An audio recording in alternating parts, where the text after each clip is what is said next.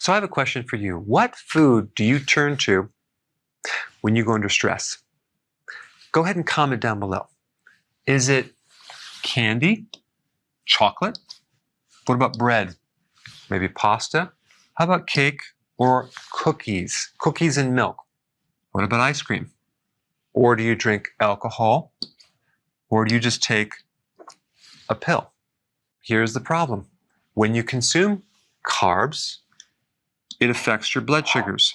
Your blood sugars will then end up at a lower state about 30 to 40 minutes after that carb, which will then increase more cortisol and cause more stress.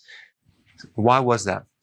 Because the hormone-like substance, dopamine, it's actually a neurotransmitter, is increased with the anticipation of a reward like chocolate, ice cream, etc. Not when you're consuming it. Now, dopamine is a pleasure hormone. And so when people are under stress or pain, they many times go for a carbohydrate or they might go for alcohol, when in fact they might get a temporary spike in dopamine right before, but not when they're consuming it.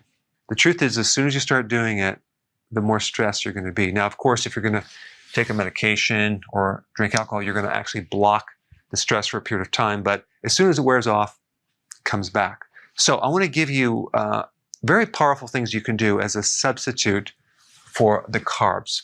So there was an interesting study on mice, not humans, but it does relate, that showed that consuming carbohydrates did not lower cortisol, but it did increase dopamine just a little bit. Now let me explain dopamine. This is a neurotransmitter that gives you some pleasure. So it can counter the sensation of high cortisol, but it's not really lowering cortisol. It's just making you feel like it's lowered. But the thing about dopamine is that it increases with the anticipation of a reward, not actually when you start eating these rewards. It's right before. So that is interesting. But here's the problem. When we consume the carbs, we basically create a blood sugar problem, which eventually increases cortisol. So it's really a trap. It keeps people in this stress, pretending like you don't have stress mode, back and forth, back and forth, back and forth. So I want to give you some very powerful things to do as a substitute for going for these things when you're stressed. Number one, vitamin B1. If you have not tried this, I highly recommend it. You can either take some B1 or, better yet, get some nutritional yeast.